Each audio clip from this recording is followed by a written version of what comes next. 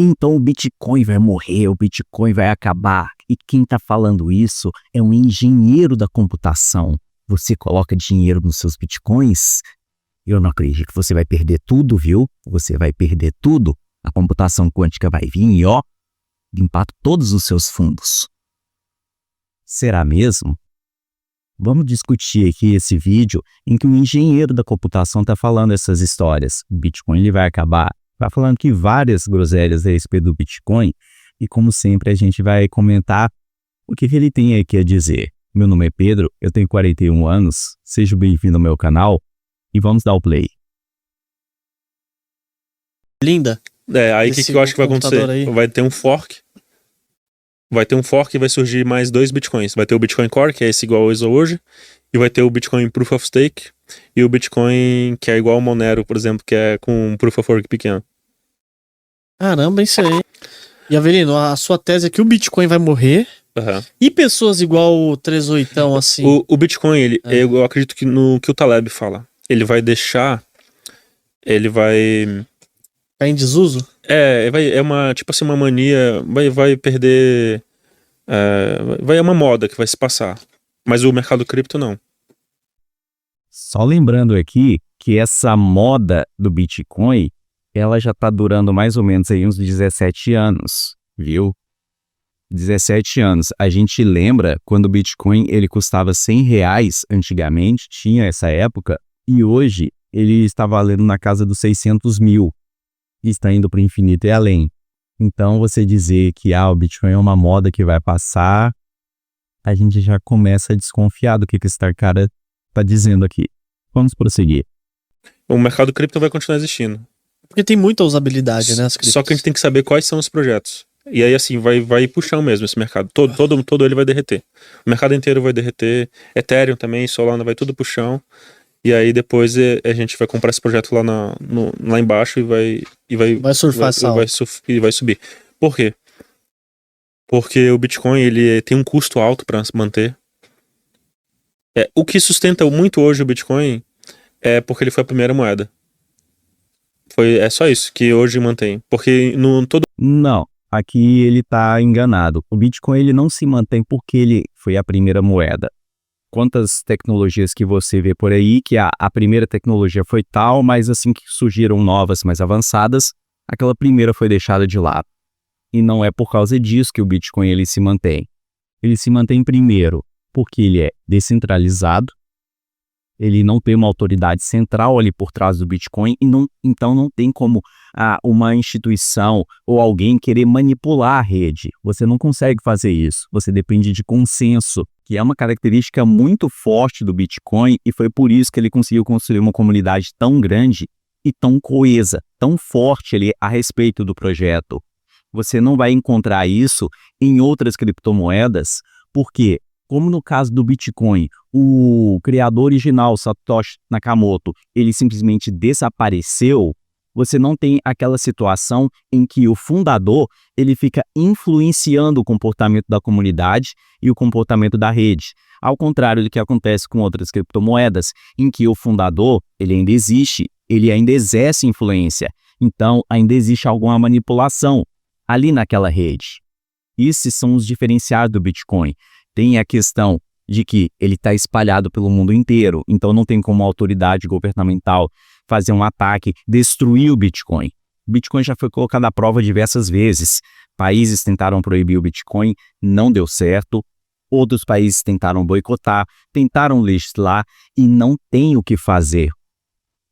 Então você dizer que o Bitcoin ele só existe porque ele é a primeira moeda, isso aqui já é o básico, isso aqui já mostra um desconhecimento tenebroso de tecnologia, como é que as coisas funcionam.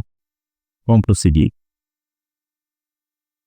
Todo o resto ele já foi ultrapassado por outros projetos. Por exemplo, anonimidade, a Monero é melhor. Contrato inteligente, o Ethereum, a Solana é melhor. Transferência internacional, o câmbio que o pessoal fazia antes, o Tether é melhor. Aí tem os 4 tipos lá de dólar tokenizado. Então, ele foi esperado em várias coisas, né? Na verdade, o Bitcoin ele surgiu como um modelo de pagamentos. o Bitcoin ele não quis se expandir para outras funcionalidades. Até já tentaram fazer isso, só que a comunidade rejeitou. O Bitcoin ele tem que se manter simples e tem que se manter. Por que ele tem que se manter simples? Se ele se mantém simples, ele se mantém auditável. Qualquer coisa que seja simples, qualquer pessoa pode chegar ali, pode conferir, ver que a coisa ela funciona de verdade, que ela é auditável, que ela é confiável e por aí vai. A partir do momento que uma rede começa a se tornar muito complexa, que os parâmetros eles começam a se tornar muito difíceis de se compreender, cada vez essa rede ela vai ficando menos e menos auditável. E se ela é menos auditável, quer dizer que ela é menos confiável. Como é que você vai confiar em uma coisa que você não consegue auditar? É complicado. E por isso, essa simplicidade do Bitcoin, essa resistência a certas mudanças, apesar do que esse cara está falando aqui, que é uma fraqueza do Bitcoin, não é verdade. A simplicidade do Bitcoin é justamente a força dessa rede. É o que permite que pessoas de fora, elas possam olhar, possam auditar e ver que realmente é uma rede confiável, é uma rede previsível, é outro ponto forte do Bitcoin. Você não tem aquela expectativa, um governo maluco, ele vai fazer impressão de moeda, ele vai mudar a taxa de juros de forma arbitrária, ele vai bagunçar a economia. Isso não acontece no Bitcoin. O Bitcoin, ele é previsível, você sabe exatamente o que vai acontecer ali no Bitcoin. E o fato de as transações serem públicas torna a coisa muito mais transparente. Será que está havendo roubo de criptomoedas de uma carteira para outra? E se de repente tem uma carteira ali que descobriram como é que você faz para hackear e estão roubando os fundos? Por isso, você ter as carteiras públicas também é interessante nessa questão de transparência, que é uma coisa que outras criptomoedas não fornecem. Aí ele ficou meio ultrapassado na sua visão? Ficou, vai totalmente ultrapassado. Aqui, ó. Aí, ó, já começou a aparecer haters aqui, ó. Ó, tem um canal que chama Só Bitcoin Presta, o resto é golpe. Aí ele fez a pergunta aqui, ó. Pergunta pro Avelino como que o Bitcoin vai morrer se agora a BlackRock tá comprando todos os dias. Os caras não brincam em serviço, né? A BlackRock ela vai ganhar dinheiro vendendo Bitcoin, vendendo qualquer coisa. BlackRock tá no ramo do dinheiro, ela vai ganhar dinheiro. Você acha que ela tá pelos ETF mesmo? Ela tá pela grana. Na verdade, a maioria das pessoas que estão entrando no Bitcoin tá pela grana. E não tem nada de errado nisso. Se você tá vendo que tem um ativo ali que está se valorizando, que é um ativo que é confiável, que é um ativo que resistiu ao tempo, que é um ativo transparente, auditável, é natural que as pessoas comecem a migrar em direção a esse ativo. E não é só BlackRock, não. Países estão migrando para o Bitcoin. Países estão indo na direção do Bitcoin, comprando Bitcoins. Tem, inclusive, países que estão adotando Bitcoin como moeda oficial, porque realmente eles já viram que é uma rede segura, é uma rede confiável e é uma rede que vale a pena você investir ali. Por isso, é muito complicado você supor que grandes players do mercado e até mesmo estados estejam migrando em uma direção e todos eles estejam errados. É de desconfiar bastante. Tá pela grana. Eu ia falar uma coisa aí do só o Bitcoin é do golpe. Pergunta pra ele como que ele compra Bitcoin, se ele compra Tether primeiro. Como você compra Bitcoin? Tem que comprar Tether primeiro, né? 60% do volume, eu acho, mundial é Tether. E o Bitcoin não existe sem a Tether. Se a Tether sumir, a liquidez do Bitcoin cai. Na verdade, que no Brasil já surgiu uma outra opção. Por exemplo, aqui no Brasil agora tem um DPix, que funciona ali na rede Liquid e garante essa questão da privacidade. Então, se o dólar Tether sumir, acabou o Bitcoin. Não é bem assim. Nada impede que surjam outras e outras soluções no mercado, e isso é totalmente livre e aparentemente até que é uma barreira de entrada bastante baixa. Se você quiser amanhã ou depois criar a sua própria stablecoin, você consegue criar muito rápido. Claro, se você tiver os recursos adequados e o conhecimento técnico adequado, mas dizer que sumiu o Tether, o Bitcoin acabou, isso aí não faz muito sentido. Já existia Bitcoin antes de surgir o Tether, o dólar Tether. e vai continuar existindo depois que ele acabar. Isso não faz muito sentido. Olha, então o Bitcoin pode deixar totalmente independente da Tether. Caramba, ele é total... Se você for analisar, é verdade, né? Quando você manda dinheiro pra corretora, você tem que transformar em Tether e comprar o Bitcoin. Pelo menos uma boa parte das pessoas faz isso. Tem pares que são reais, sim. Bitcoin tem, P2P e tal. Mas também esses P2Ps, como é que eles compram o Bitcoin lá fora? É com Tether, né? Mas assim, a BlackRock tá na grana, tá pela grana. Eu entrei no Bitcoin porque eu tinha visto os vídeos do Daniel Fraga, sou libertário. Você chegou a conhecer ele, Avelino? Pessoalmente, não. Mas só por mensagem, tá? Um pouco, assim, nos grupos eu participava, não mandava pra ele diretamente. E aí, eu comprei por ideologia mesmo, porque acreditava que nem tudo isso que o pessoal fala hoje aí, de escapar do governo e tal. Mas só que o Bitcoin, eu acho que hoje foi cooptado, né? Pela BlackRock e tal, já não é mais uma coisa antissistema. É uma coisa do sistema, o sistema já engoliu. Não, isso aí é falso. O Bitcoin não foi engolido pelo sistema. Não pense você que porque grandes players estão entrando agora no Bitcoin, que o Bitcoin ele foi cooptado pelo sistema.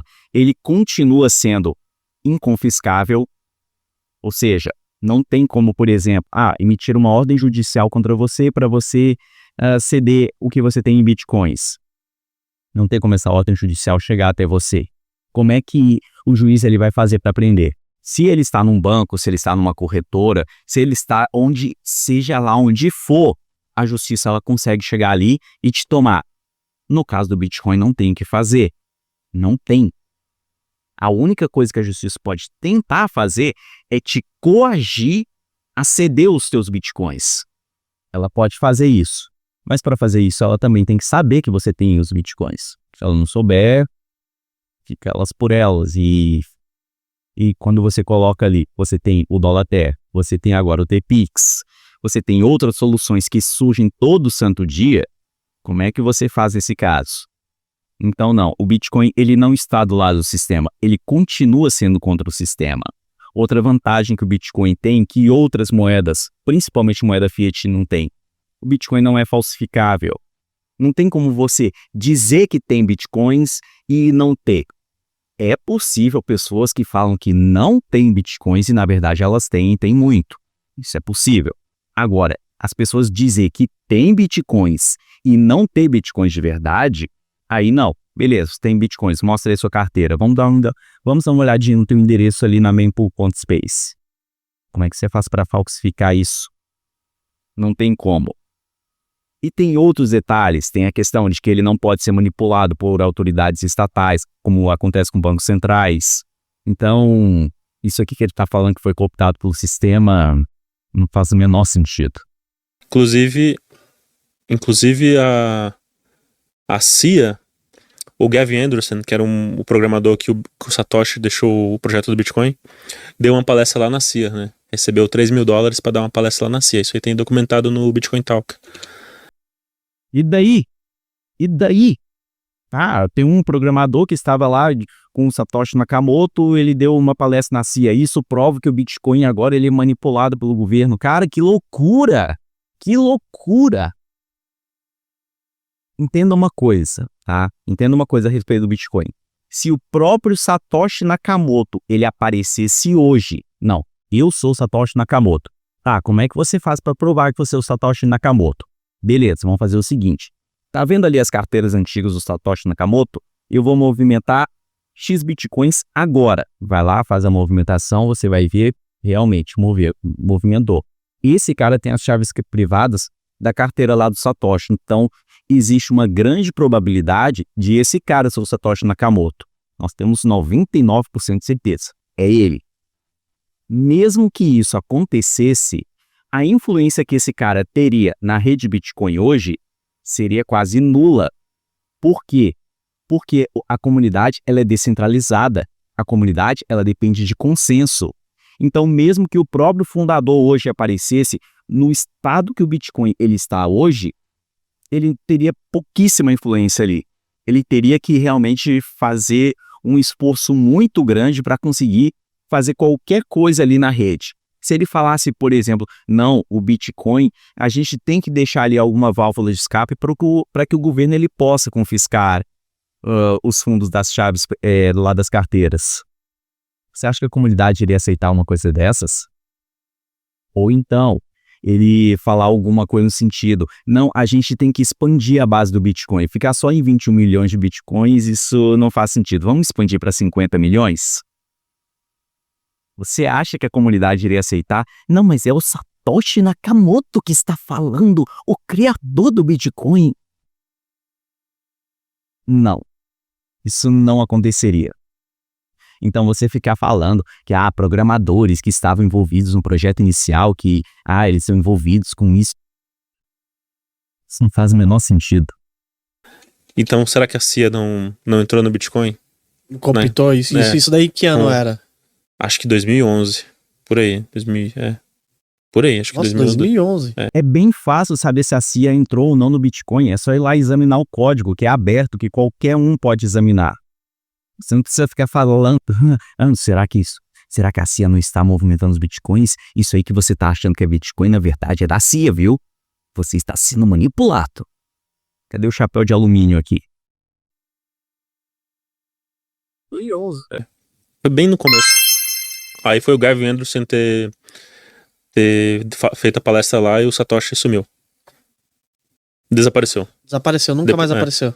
Nunca mais apareceu. Será que a CIA deu cabo dele? Não sei, tem muita teoria da conspiração disso aí. Mas eu acho que a CIA, ela antes dele dar a palestra, ela estava estudando Bitcoin. Ela já estava estudando. Porque naquela época tinha as conferências do Cypherpunks, né? Os eventos do Cypherpunks e a lista de e-mails. E tinha muito espião da CIA e da NSA. Isso é documentado também pelos Cypherpunks. Que a CIA e a NSA estavam querendo entrar no projeto e tal. Então, o que impede eles de terem entrado? E se essa época aí... Então, essa época, provavelmente, eles poderiam ter minerado muito Bitcoin, né? Também. Em 2011, eles pegaram... Se eles pegassem qualquer máquina um pouquinho mais poderosa... Sim. Eles mineravam muito, né? Nessa época, quantos Bitcoins eram minerados, você lembra? Era muito. Acho que estava em 50 ainda. Mas isso apareceria muito fácil na rede. De novo, o Bitcoin ele é facilmente auditável. Você fica fazendo essas teorias da conspiração. Diferente de outras teorias da conspiração, por exemplo, será que foi o governo americano que causou o 11 de setembro? Ali, será que não foi ele que facilitou para os terroristas derrubarem as Torres Gêmeas? É aquele negócio. Eu acho que essa teoria é um absurdo. Mas como é que você faz para provar que não? E aí? Pai, que foi isso mesmo que aconteceu? Pai, que foi o George Bush que mandou derrubar as torres? Sei. Pois é, fica muito no campo da especulação. Agora, uma teoria dessas, ela é facilmente verificável. É só você ir lá na rede e fazer as verificações corretas. Mas isso aí eles não vão fazer. Eles só vão ficar falando essas abobrinhas aí pro pessoal ficar desconfiado. Vamos prosseguir. 50 Bitcoins a cada 10 minutos. Por bloco, Então imagina se alguém investe um pouquinho mais, né? Então alguém que investe um pouquinho mais numa máquina daquele tempo, já teria muitos Bitcoins, né? O Bitcoin ele é um passivo ambulante, né? Tem todo o custo de mineração lá e tal. Então tem moedas ali que são Proof of Stake, que não tem esse custo, né? De mineração e tal. E é por causa disso que todo mundo fala que elas são shitcoins, que o pessoal nem olha para essas criptomoedas. O fato de você ter uma Proof of Work, você ter um trabalho por trás ali, você ter uma dificuldade por trás, você torna o padrão ele muito mais previsível de emissão de novos tokens. E é justamente esse o principal motivo porque as pessoas elas ainda estão no Bitcoin, elas não acreditam em outras criptomoedas, porque essas outras formas de emissão elas são muito fáceis de daqui a pouco você fazer alguma manipulação ali.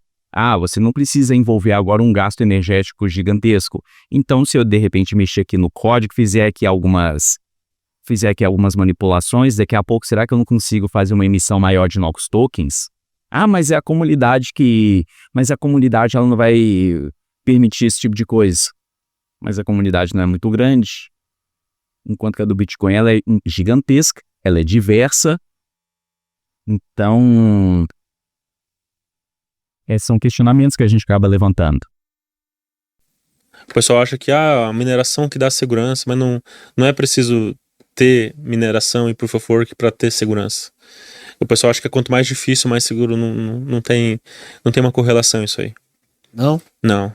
Dá pra você criar um projeto que seja seguro, sem gastar toda essa quantidade aí de... Inclusive o Monero gasta muito menos Proof of Work, né?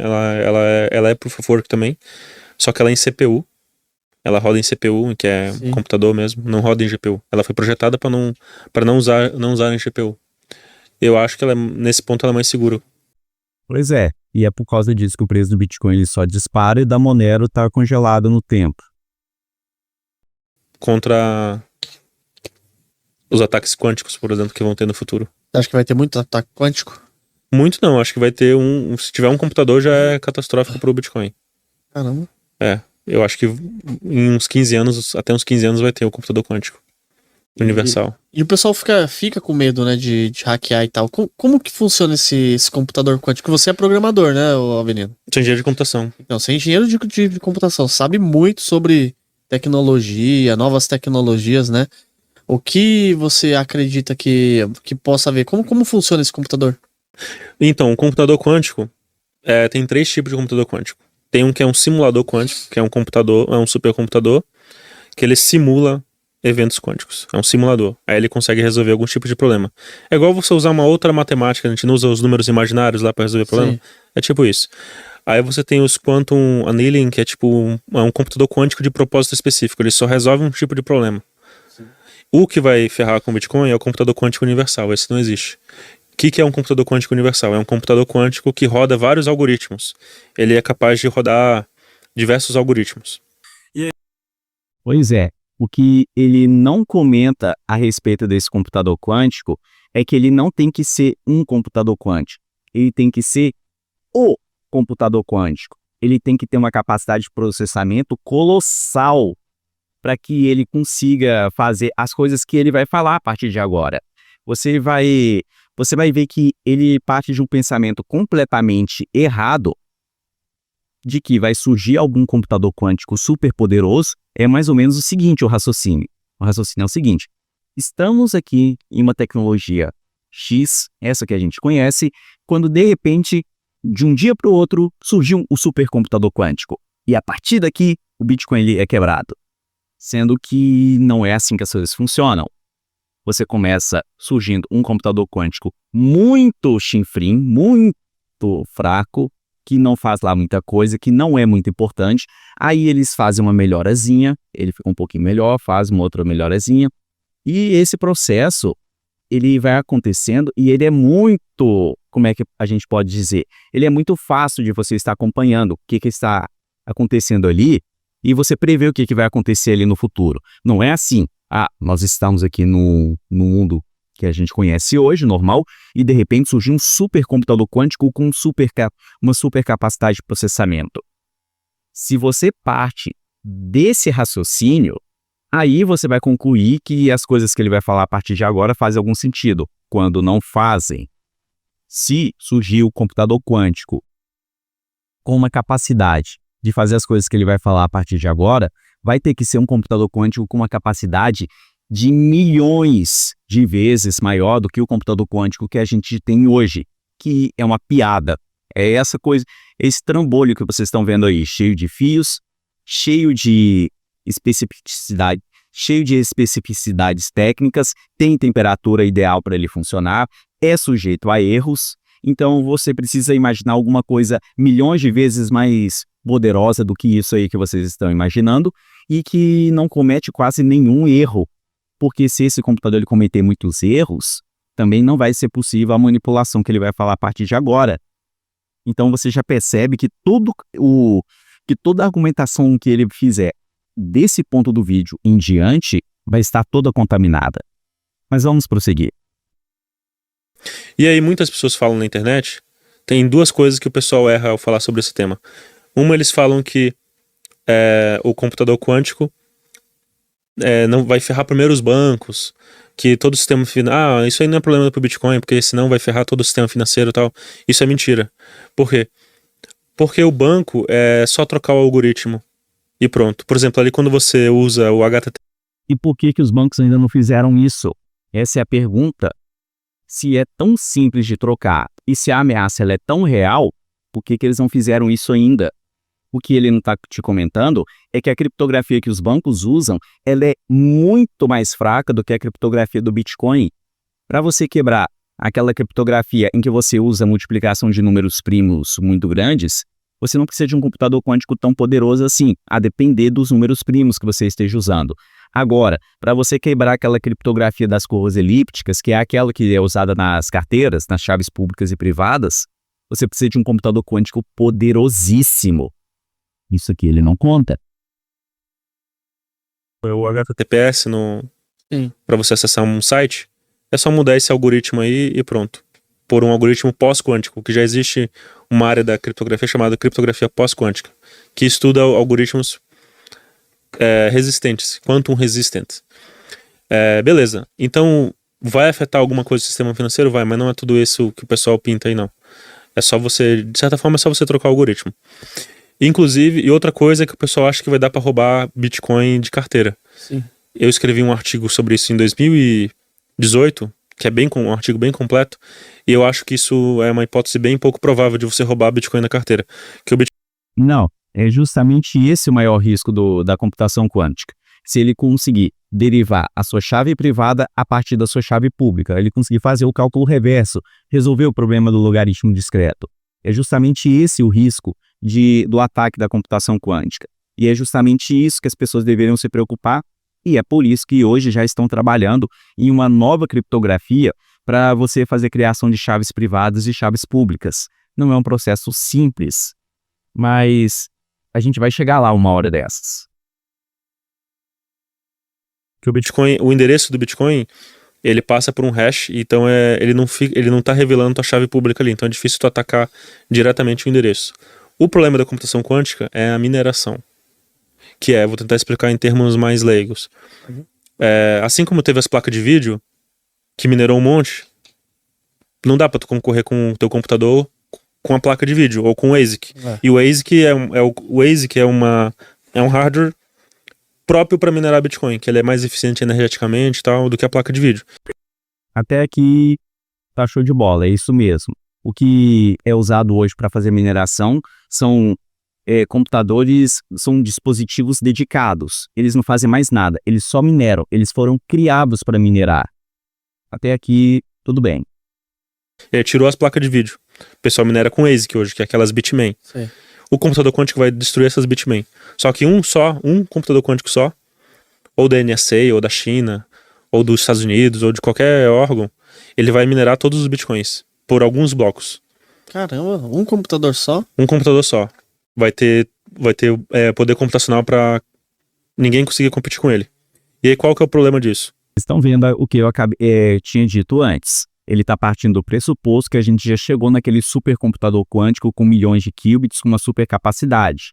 Como se o processo não fosse acontecendo nessa velocidade. Ele aconteceria nessa velocidade assim, se a gente for considerar isso que ele está falando. E é aquele negócio.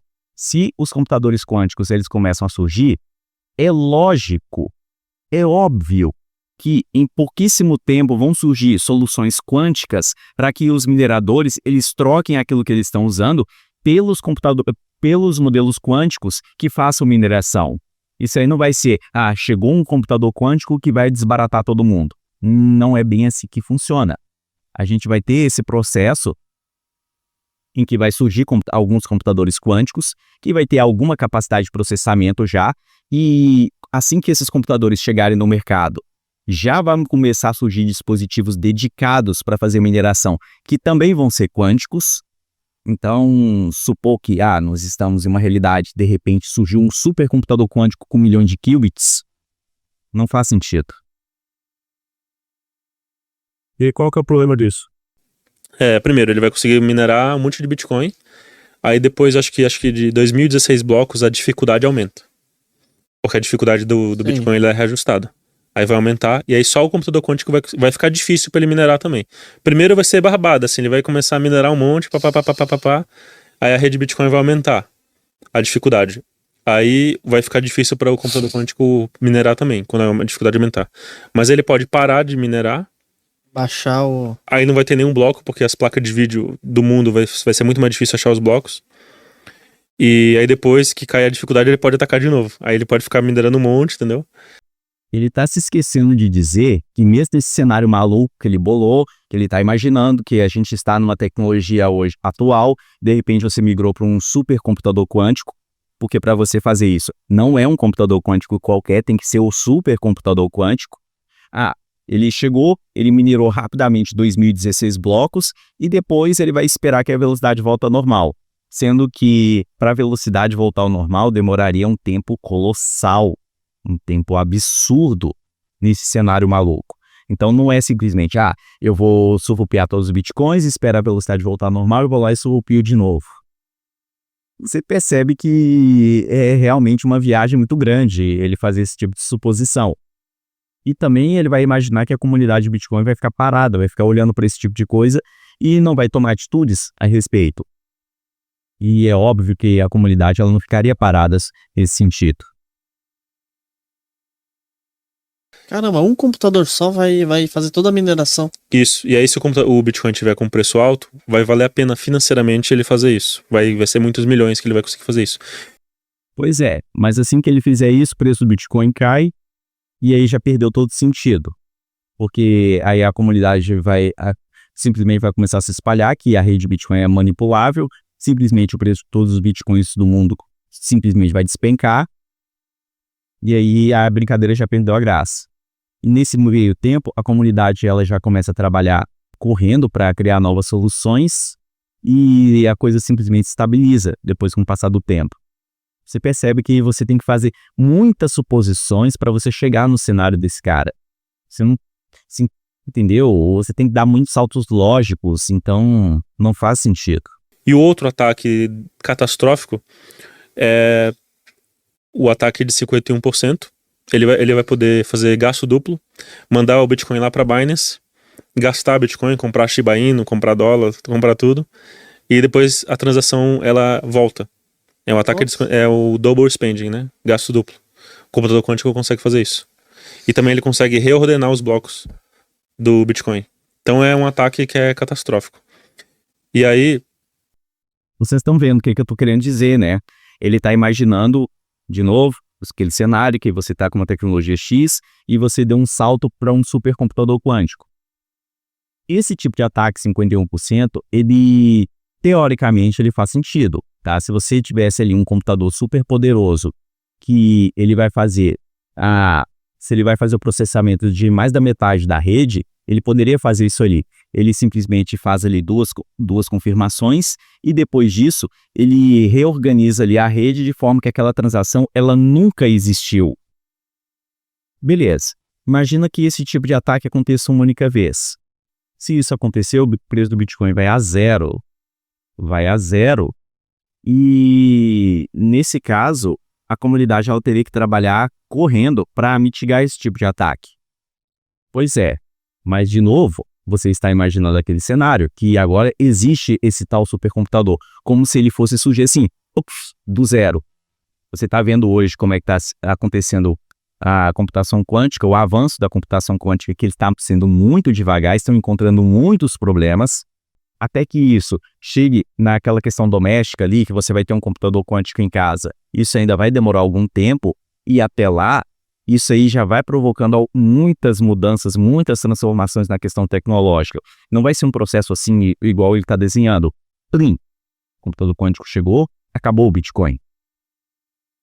Por causa de tudo isso que a gente está falando, a maior parte do que esse cara está falando não faz o menor sentido. Ele falou algumas questões técnicas a respeito do Bitcoin, que são verdade, mas ele fez tantas suposições absurdas, ele teve que dar tantos saltos lógicos, que não dá para levar esse cara a sério.